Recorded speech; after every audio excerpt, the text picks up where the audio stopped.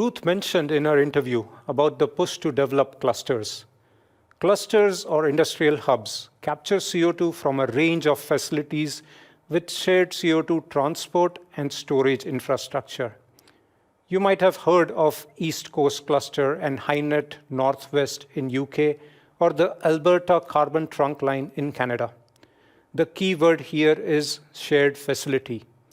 The worst thing to happen to this facility is one of the participants in the CO2 capture program would inject CO2 which does not meet quality requirements, compromising the long-term availability of these facilities. Quality and quantity measurements go hand in hand for such applications. Let's take a deeper look into the quality parameters. We are here at the Process Analytics Support Center of Europe in Lyon. I'm here with Koen Rolstadte, who is subject matter expert on the topic of process analyzers. Koen, why are these analyzers so critical? Well, Janice, process analyzers have been used for a long time. It started off in the oil and gas and chemical, and later on, more recent, in the life science. Why do people put process analyzers? It's because they want to make sure that they have better process control. Also guarantee that the product they ship meets the quality, but at the same time, they put it also for safety and also environmental reasons.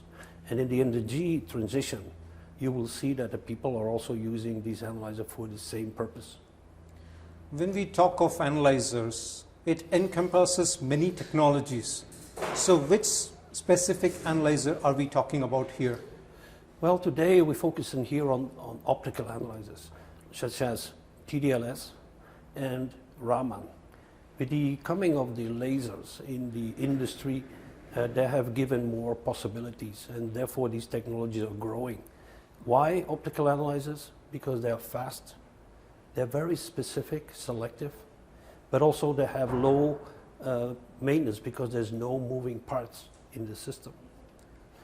When you talk of TDLS optical analyzer, how does this actually work?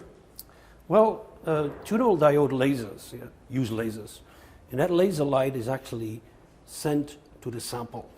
In the sample, that specific wavelength chosen is picked up by some components only. Okay. And that absorption in the form of vibration energy is actually stored. And so that absorption, more absorption means also more concentration.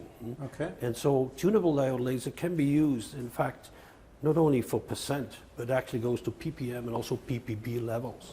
Okay. Now, you mentioned Raman technology is also optical based. How is Raman technology different from TDLS, which you just explained right now? Well, Raman is also using lasers, visible lasers. Yeah? Now, the light is hitting in the sample Raman active molecules. Okay. And these molecules actually absorb the light, but also re-emit that light back with a frequency that's a little bit different than the incident wavelength. So there is different color, as to speak here. And so that generates actually, from all these molecules, that generates a spectrum or a fingerprint that gives the user the identification and also qualification. So Raman can actually be used not only on gas, it also is possible to use it on liquids or cryogenic liquids or even solids. Okay. You mentioned the word fingerprint. Sounds interesting. Can I actually use the Raman technology to maybe optimize one of the decarbonization process like carbon capture? Well, when I hear about carbon capture, let's use an example. Amine gas scrubbers, they are the most common technology. Yes. Well, Raman, for instance, you can put a gas probe or a liquid probe inside the amine, and it gives you, in fact, the chemistry that is happening during the carbon capture process. So the operator actually can monitor at all times the quality of his amine. Okay. Does this mean that I can actually identify reduction in the carbon capture efficiencies as well? Indeed, yeah. And so for the operator, this tool means that he will have better process control in the form of less loss of solvent, but also he's going to do his operation at the lowest energy cost, and also he will keep his plant running for a longer time. Okay. Let's get back to the TDLAS discussion which we started off. Now this concentration in percentage, ppm, even ppb level, where do I use this trace level measurements in decarbonization?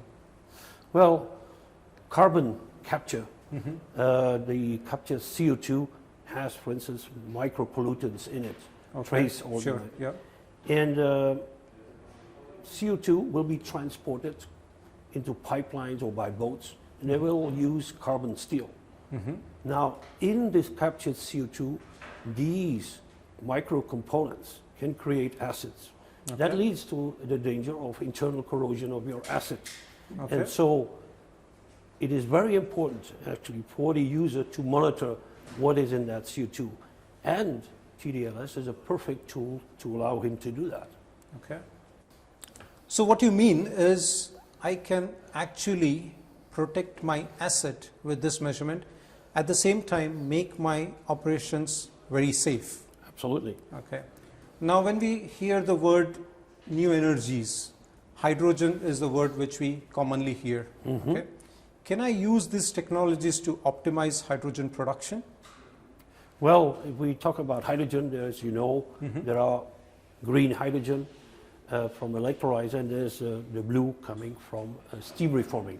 Both of these hydrogens have different trace components in them. For instance, the blue hydrogen has CO in it. Now, depending on the use of the hydrogen, for instance, fuel grade hydrogen cannot have, for instance, more than 5 ppm of moisture. Again, here TDL is a perfect tool to do that control. So we can ensure product quality or compliance to the product quality when we are using this technology over here, right? So what is this right in front of us right now? Well, I'm glad you're asking, Janice. What you see here is one of our what we call biomethane quality measuring systems. Okay. As you know, biomethane is a result of upgrade of biogas. And so this system that has the TDL for moisture and also a TDL for H2S, this system will control the quality of the biomethane being injected in the natural gas grid. Okay, so there also it's to protect that acid. Okay, so as you mentioned, this injection process, we had this discussion in the past as well, where hydrogen gets injected in the natural gas pipelines. At the same time, there is a new energy carrier like ammonia and methanol production process. Can I use these technologies also to optimize these production processes or control it better? Yes, absolutely. We've done that in the past already. So Okay, great. Thanks, Kun. It looks like this is a very versatile technology, can be applied to any application in energy transition. I agree fully with you. Thank you, Kun. If you guys have questions around this topic, how to apply this particular technology for your energy transition applications, feel free to contact Kun or me.